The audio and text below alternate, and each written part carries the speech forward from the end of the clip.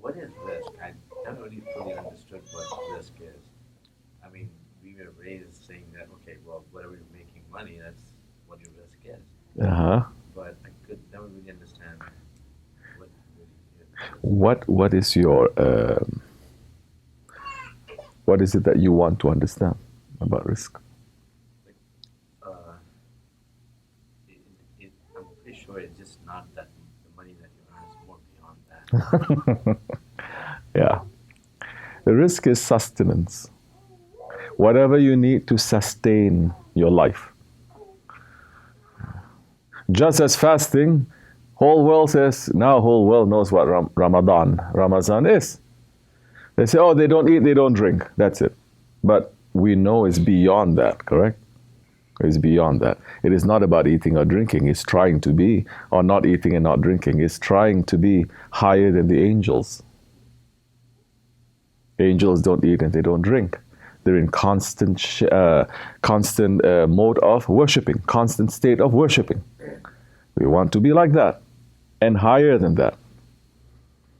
And what is higher than that? Angels, they are not created to know their Lord.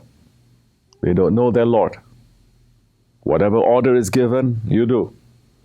But Hazrati Insan, mankind, has been given that secret to know their Lord. Hazrati Insan is the only being in whole of creation that has been given that secret to know their Lord. Animals don't know their Lord. They're not given that. Nothing knows their Lord. You understand? To find out their Lord. Everything is in worship. In reality, everything is in worship. What, Allah is going to create something that is not in worship? You know how the Mevlevis, they are turning around and around. Which, that is a sunnat, that is a tradition of Hazrati Abu Bakr Siddiq. And that is taken. But the whole galaxies, they are turning around and around. The whole atoms, from the smallest atom to the biggest galaxies, they're turning around, remembering their Lord. Everything is in constant zikrullah, remembering their Lord. Even mankind, our heart is constant zikr. But man may not realize that because he's not putting his intelligence and his understanding to that. And so, there is common understanding of Ramadan. Not eating, not drinking. But it's beyond that. That is fasting for the level of the animals. It's fasting of level of believers. Fasting of those ones who are near to Allah. Those are different things. Now, when you talk about fasting, you realize then slowly that your spirit has been fasting from meeting your Lord all the time that you are here in this world. You understand? Yes. And Allah is making us to taste that a little bit when we break our fast. You eat and say, Alhamdulillah, shukr. Correct or not? And Allah is saying how you are going to be happy breaking your fast. That's how your spirit is going to meet your Lord on Judgment Day. You understand? So now our spirit is in deprivation because we are not in paradise. We're not even in the skies. We're not close to Allah. But Allah is closer to us than our jugular vein. So now, sustenance, rizq, that Allah subhanahu wa ta'ala is saying, I have. These are one of the things that Allah subhanahu wa ta'ala himself complained to the Holy Prophet ﷺ about us, about his ummah. On the night of Mi'raj that we just passed. Allah is complaining about the ummah. So the Holy Prophet saying, your ummah is always asking tomorrow's rizq for today. Meaning, whatever we have today, we want more, Ya Rabbi. We want more, we want more, we want more. That's never ending, correct? That is coming from the desire or not understanding what it is. But Allah is saying, but oh, my beloved, I never asked them for tomorrow's prayers today. But they are asking tomorrow's food, sustenance, whatever that is going to sustain them, physically or any other way. Tomorrow, today. And Allah is saying, and I have created your rizq, whatever that you need to live in this world, thousands of years before I created you. You understand? Before I create you, I've already created that. No one can take away your rizq from you. You will finish it before you pass. Even if it's one grain of rice that is supposed to be meant for you, it will come to you before you die. You understand? Which is why, for over 1500 years, people were not running after the dunya for this, collect. They were running after dunya to give. You understand? That in the matters of material possession, of money, of worldly belongings, it is one of the pillars of our faith to give. Zakat, to give. Correct? First, you give your shahadat. After that is what? Salat. After that is? Huh? Really? What?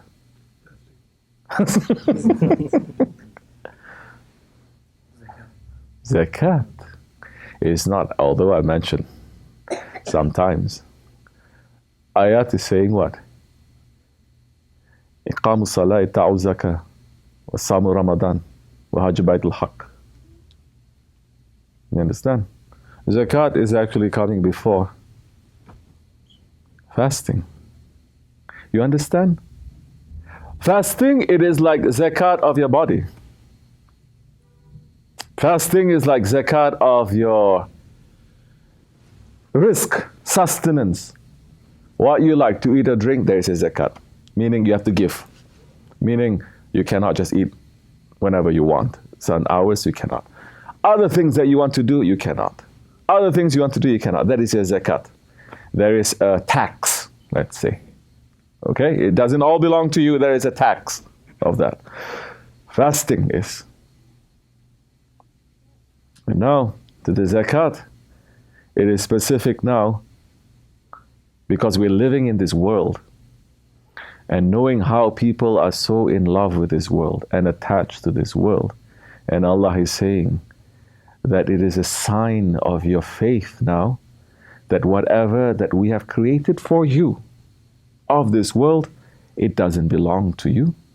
It has to circle around. People, they were not getting rich in the old days to get rich and to enjoy it. They were getting rich, just like the Sahabi-Kiram, to give back to Islam, to help. There are still some people like that, not too many. There are still some people. Because as Muslims, you cannot enjoy your life if you see your neighbor starving. You cannot. Kafirs can do that. Kafirs, they like to eat out in the open. They eat people passing around. And Muslims is no good. You understand? This is the adab. We have the ritual of Islam, but we don't have the spirit. We don't have the spirit of Islam. You know how it is. In the old days, our mothers, especially in times of Ramadan now, they're cooking. If the neighbor smells the food, you have to give. Correct or no? You don't wait until your neighbor smells the food. You give because you feel happy. You know that Allah is saying what? What is enough for one through His Prophet? What is enough for one? It is enough for two. So now the food itself is not going to be tasty. There's no barakat. There's no barakah if you don't share. Because that is part of our faith. And if you have something and you don't share, you have no faith. Your faith is not complete. Holy Prophet ﷺ. Yes, everyone is saying he doesn't have anything, especially the enemy is saying that he doesn't know how to read or write, he's poor, he's this. No, he was the richest man. Everyone was giving everything to him. But he never kept it. From one hand to the other hand he gives. One hand takes, the other hand he gives. With that, everything now circles around. It circles around. It is a very big sin in Islam. You have money, what do? You sit on it. It is not even good in Islam where you have money and you don't spend it. You cannot even have money and then I have so much millions and then I wear the worst kind of clothes. I wear my shirt is 15 years old, all stinky and raggedy, driving the worst cars. No, that is not the sunnah of the Prophet ﷺ. Prophet ﷺ was saying, if you have, Allah is giving you, He likes it that you show the generosity of Allah on you. You understand? That is something that people don't understand also. They're saying, why is he wearing so nice? Because I'm wearing it because Shaykh and he's wearing it. But I'm wearing it also to understand now. There are different reasons now. You have to show whatever Allah has given you. Not necessarily just your wealth. Whatever rizq Allah has shown you, you must show Allah and say, I'm happy with this, Ya Rabbi. Other nations, they don't do that. They drive the worst cars living, but they're sitting on millions and billions. And it's not circling around. Of course, we are not going to pass the limit. You understand? So, now, with the understand that the zakat, it is specific now. No other time in the year that Allah is saying you have to give zakat for this time, except for Ramadan. Zakat al-Fitr, correct?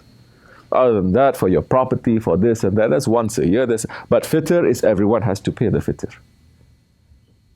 And Allah in His mercy is saying that we're not going to look so much into your intentions or your... If you have a little bit of something, you do that and you give, and we will make you to be pure like you just came out from your mother. You understand? We're not going to look at other things. Fitr, it fits into everyone. Everyone can pay, more or less. In this country, you don't really see Muslims in a very bad situation. So we don't fit into that situation, or you say that you don't have to pay. Everyone pays, you understand? So now, with that paying, you can take that and that circles around. So now, whatever is the right of others, you have to give. With that, Allah will send more to you and Allah will open the way. It's not about more or less. It is about the barakah, the blessing that comes with it. The blessing. That, when you have that, you remember your Allah. When you have that, when you wear it, you feel very happy remembering for your Lord. When you have it and you wear it and you taste it, it brings you closer to your Lord.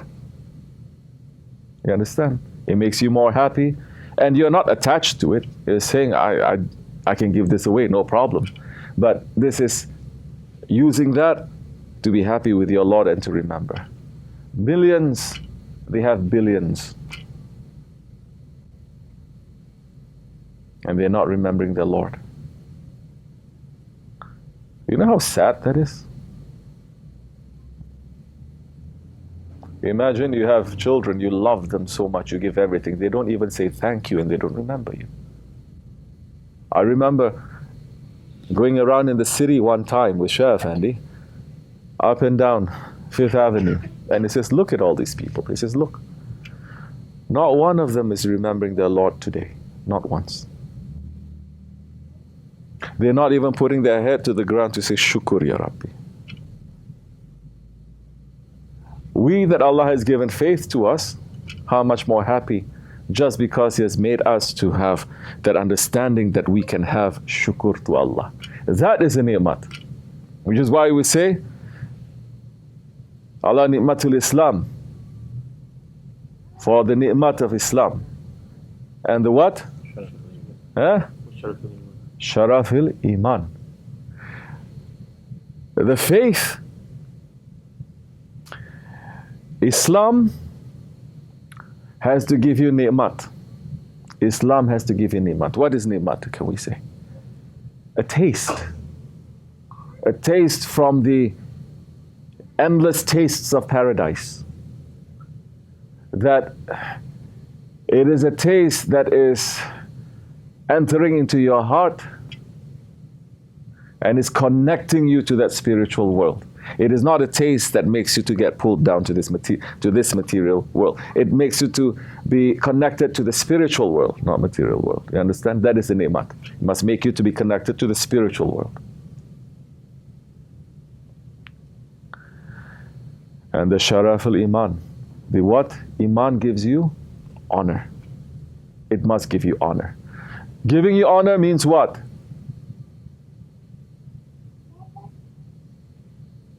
You must stop yourself from being an animal. You look to what is dishonorable, and you are trying to run away from it. This is what Iman must give us, honor. And look at the Sahabi-Kiram. They all had honor. Look at the awliya Allah and the Salihin. They have honor. They're not running after this dirty world. Whatever they have, they give. And whatever they have, they give. More is given to them. Then some of them understand, oh, actually this material that so many people are chasing for, it is a burden. More they give, hoping to be more free, more Allah is giving to them, more they realize it's a burden and a responsibility, more they try to give, more it's coming. You understand? This is how the Muslims for 1500 years, 1400 years, they have behaved. That's why on the one hand you have great civilization, but you don't have people who are in love with this dunya. Yes, there were times when Muslims get in love with the dunya, one divine smack comes to them. Wake up, say. It happened to Baghdad. One divine smack coming to them. They're still going to sleep. Another divine smack will happen to them. You understand? Andalusia. 800 years of Islam. One smack, they finish almost 1,000 years of Islam. What else? The fall of the Khilafat. The Ummah, they are fooled by the West, saying, oh, we want autonomy, we want independence, we don't want Khilafat, we want to be independent from anything. One big smack coming to them. From Eastern Europe all the way to Western China. How you like that? You don't want to be under the Khalifa, now you're under the feet of the tyrants who don't care for you. So now, we want the ni'mat and we want the sharaf. We want the divine taste and we want the honor of what Allah has given us through the rizq. You understand? Now you understand the rizq. It is not about having more and more and more. Never-ending desires. No. Now you understand the rizq. It is part of a very important thing to increase our faith. Now you're going to use that rizq to make your faith to become higher, for you to taste that ni'mat, for you to have that honor. That's why in Islam, the honor is not in taking, the honor is in giving. Correct or no? It is a big culture, a big thing in our culture. It doesn't matter which Islamic culture you come from, especially amongst the Arabs, let's say. They come to your house, so you have a visitor say, oh, this is a nice cup. They say, may I offer it to you? You understand? Because the honor comes from that. Not like American, oh, it's a nice cup. Yeah, it's beautiful, right? So nice. I got it from here and here and here and here. Start talking. You understand? So, now our rizq, Allah subhanahu wa ta'ala, Ya Razak, Ya Razak.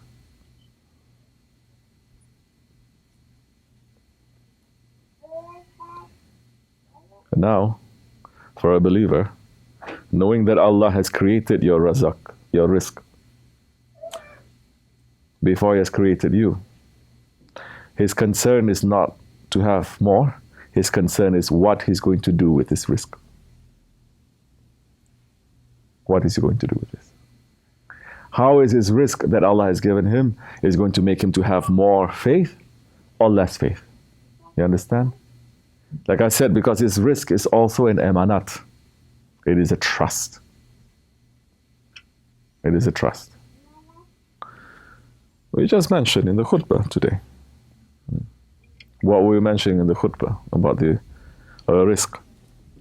We were mentioning in the khutbah about the generosity of the Sahabi Kiram.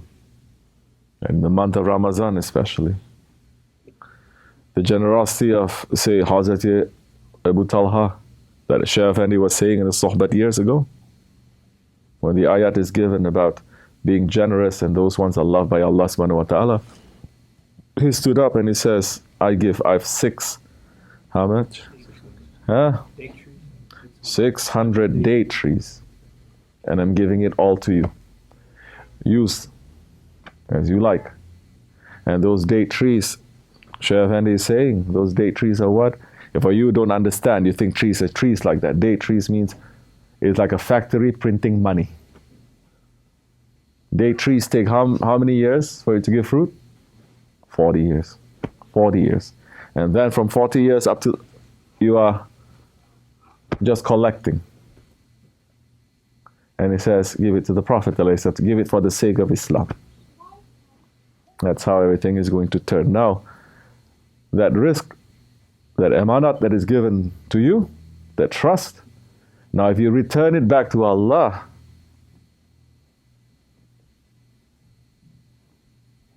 what happens to you? What happens to you?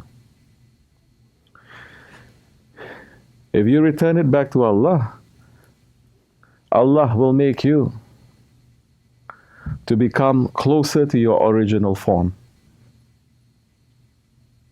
Understand? Because what are you doing? You're trying to return to Allah. Not only yourself returning to Allah, and people say, I return to Allah when I die. Who's saying you're going to return to Allah when you die? Just like that. Some people return to Allah through so much, let's say, scrubbing, cleaning. That is what the hellfire is for. Yes, everyone is going to return to Allah. But how is your return going to be? Easy way or hard way? Through a blessed way? Or through a way that is going to be very difficult for you because you are being stubborn and blind and arrogant. You understand? And Islam is teaching what? Everything Allah has given you, you must return to Allah. Because it doesn't belong to you. Your children, they don't belong to you. If you say, my children belong to me, that is a confusion for you. My wealth, your wealth doesn't belong to you. It's given to you. You say, no, this is my wealth, I'm holding on to, I can do as I like. No, that will be a confusion for you. Everything that you own, Allah is saying in an ayat, to know that your wealth, your sons, the ornaments of this life, whatever that's making this life more beautiful for you, all this is but a confusion for you. Do you understand? Everything must return to Allah. Because everything belongs to Allah. He is Malikul Mulk. We're saying that all the time. He is the owner of everything. How, as Muslims, as believers, we're saying, you own this, Ya Rabbi.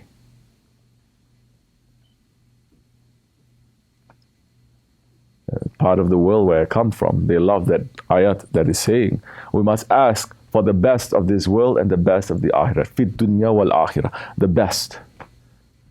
And without a proper understanding of what is best, people think what is best is according to what the kafir say is best. Best means, I must be a billionaire, that is best. The best of this world means, whatever the Firaun, Whatever the Nimrud, that is the best life, I want that best too. So you're using the best of this world, not according to the eyes of the prophets. You're using it through the eyes of the tyrants. What is the best of this world? I'll tell you what the best of this world is. Not to be a slave to this world. To have it in your hand and to be able to give. That is the best of this world. It is not to take. But people are saying best of this world means, to increase your rizq. Then they go, you have special dua, you have to recite this, you have more money, you have this, you have that. Right? They become just like mantra kind of thing. All the world is upside down. All this poverty that is happening in this world too, it is artificial. You understand? All this poverty that is happening in this world, especially in so-called third world countries, Muslim countries, this is all artificial. This is not real. We cannot blame Allah why He's creating like this. No. He has already created that, but you're taking the rights from others. Don't worry. They are going to have it too, but Allah is going to also give them something better in the next life. But for you, that you have taken, it is like wearing the fire on your neck. It's going to burn you. The best of this world and the best of the akhirat we're asking for. What do people understand by the dunya? And what do they understand by the akhirat? If what they understand from the akhirat, according to the ego also, that is that kind of akhirat that Hazrati Rabia wanted to burn. That is the akhirat that Hazrati Rabiatul Adawiyah is saying, I'm going to burn Jannat. Because people are worshipping Allah just to gain pleasure from the Jannat. They're not doing it because Allah deserves to be worshipped. We are here to remind ourselves that.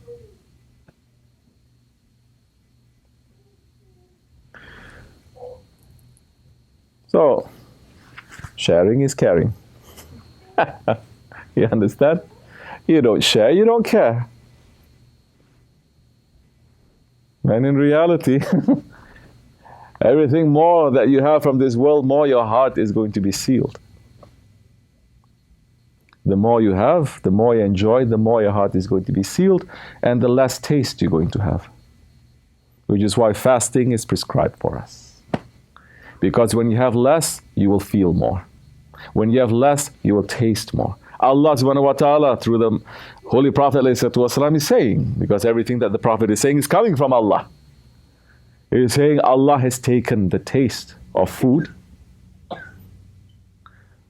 away from the mouth of the rich people and has put it into the mouth of the poor people. Rich people cannot taste food anymore. They cannot taste something delicious. If they taste a little bit too salty, this too, they cannot enjoy. But the poor people, you give them a piece of bread and they eat it, it's like the sweetest honey they've ever, and they just give shukr.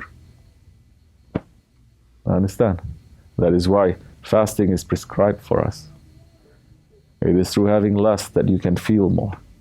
Less of this world, more of the akhirat. Inshallah. So your rizq. That is your rizq.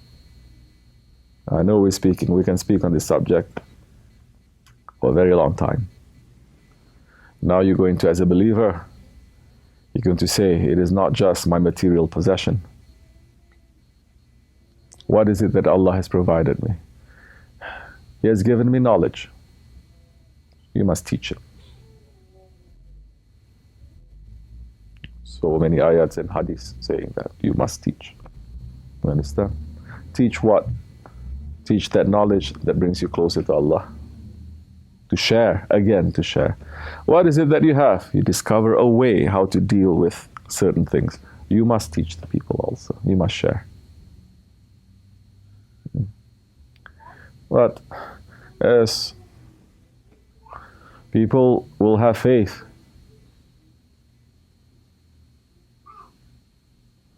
when they have, when they don't have, that's when you discover how much faith you have. And Allah is saying, you want to be in the paradise of the prophets, of the Salihin, and you're not going to be tested?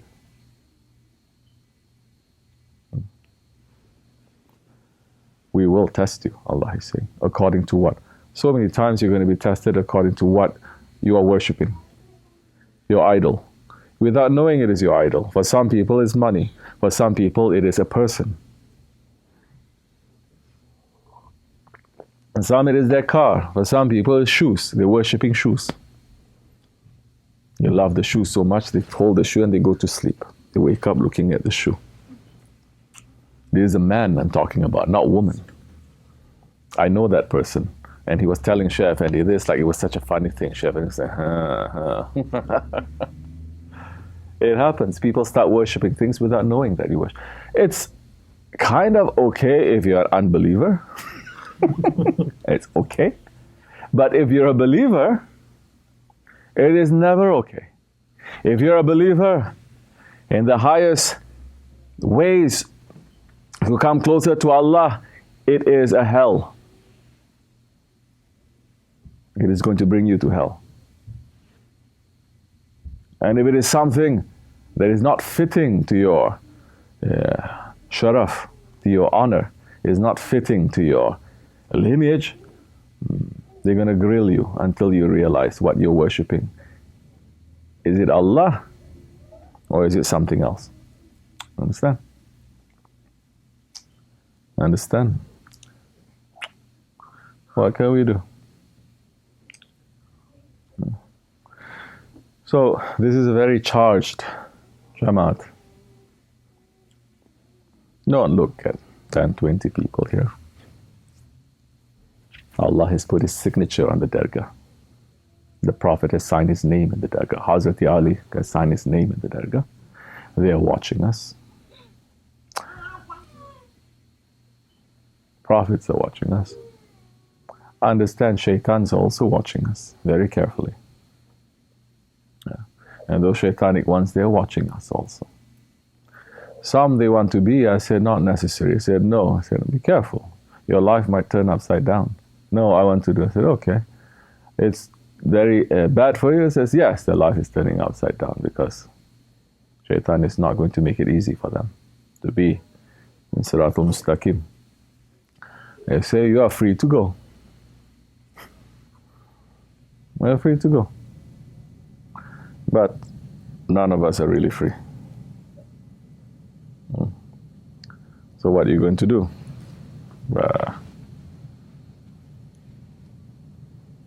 Are we studying how Sahabi-Kiram, what they went through? Are you studying? Are you understanding what the companions they went through? No, you don't. You know how to sit down and just complain. Do you know how many Sahabi-Kiram, they came from very rich families, very spoiled families, let's say. They're treated like princes, and when they came next to the Holy Prophet ﷺ, the Prophet would look at them and he'd start crying. But they were not complaining. They were happy to be with their Prophet. They were wearing rags. They were not eating, they were starving, but they were happy because they found the love. You understand? How many there are? Thousands are like that. That they ran away from their parents. They ran away from their wealth. They ran away from their position. They ran away from their reputation just to be in the sohbat of the Holy Prophet ﷺ. That even when the Prophet says, I've signed a treaty, all of you have to go back to your parents. Ya Rasulullah, they are unbelievers. And they hate you. How can we go back? Even if they promise us this whole world, how can we go back? We're going to betray our own hearts. Prophet says, that is the agreement we have. Which treaty was that? Yeah, you know. What happened to them? I said, okay. Day that they're supposed to go, they say we're going, but they don't go. They ran, a whole group of them, and they became like, how you say? Robbers. Highway robbers. No, I don't like that word, just rebels. They say, now we're not going to go to our father, we're not supposed to go to the Prophet, ﷺ. We're going to be independent by ourselves, serving Allah and His Prophet in our own way, because we don't want to go back to our parents. And they became such a big headache to their own parents, and they were sabotaging their parents' caravan, trade routes and everything for the sake of the Prophet, you understand? Breaking off all ties. You think it's so easy, especially for the Arabs, to break ties like that? It is impossible. But the Prophet did it. They were doing that so much that those parents then said, yeah, they're saying to the Prophet, ﷺ, they're saying, please take them back. Take them back. We don't want them also. They cause so much problem to us. Let them to be Muslim with you. And they were happy. So, may Allah not test us. Ameen. May we have simple lives. Ameen. May Allah forgive me and bless you, inshallah. May we enter into Ramadan clean and strong, Ameen. and to stay clean and strong in the Ramadan time, and to leave it clean and strong, inshallah. May it be acceptable, and may it be pleasing to our Lord and to our Prophet and to our Shaykhs, inshallah. May Allah forgive me and bless you. Al-Fatiha.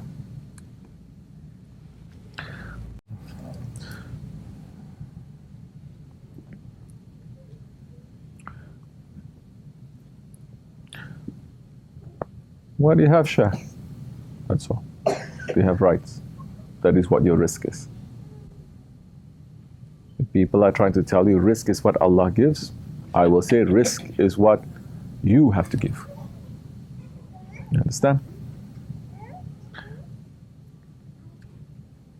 During the time when there was a lot of confusion also, the early days of Islam, because there were so many groups of people entering into Islam, and they were trying to be free with their own thing, especially, let's say, in Basra, let's say, in that area there, Iraq, let's say, when there is a great civilization that happened before Holy Prophet ﷺ, and when they discover Islam, then with their own understanding and intelligence and knowledge and philosophy, they tried to make it here and there, and there was stronger control over Islam.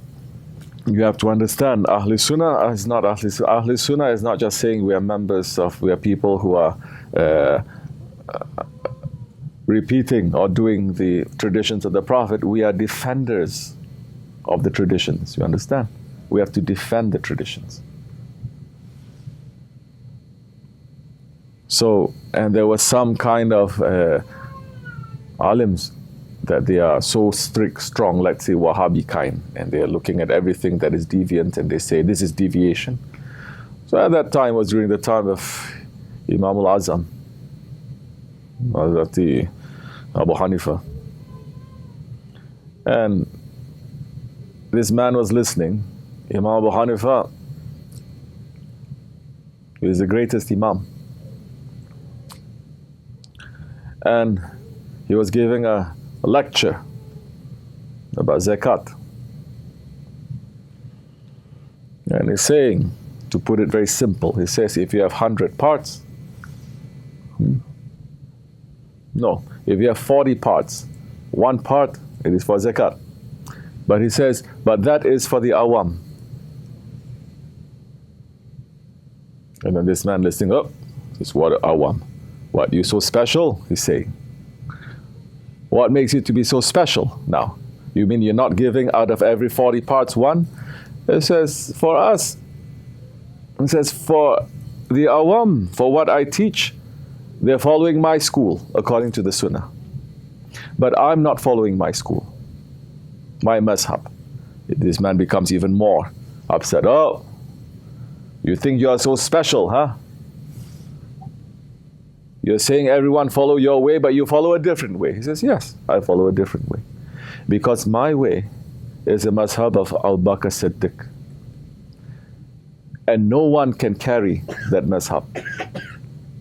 Because while just for the issue of zakat, Everyone will give 1 out of 40 because I follow the way of Abu Bakr Siddiq. He says 40 out of 40 is my zakat. You understand? Didn't Hazrat Abu Bakr Siddiq do this? Yes. And the man realizes, okay, as Allah subhanahu wa ta'ala is saying what? There is a knower above every knower. This is Ayatul Karimah. There is a knower above every knower. I'm not saying give everything away. We cannot carry that. So many of us, we get when things are taken from us and not knowing how and why these things are happening to. It's a blessing, maybe. Definitely it is. But we have to know who we are following, and may Allah bless them, and may we be resting under their shade, inshallah. Ameen. May Allah not test us and make it easy for us. Ameen. And if He is testing us, we're asking, may Allah keep our faith strong. Ameen. Wa min Allahu tawfiq al-Fatiha.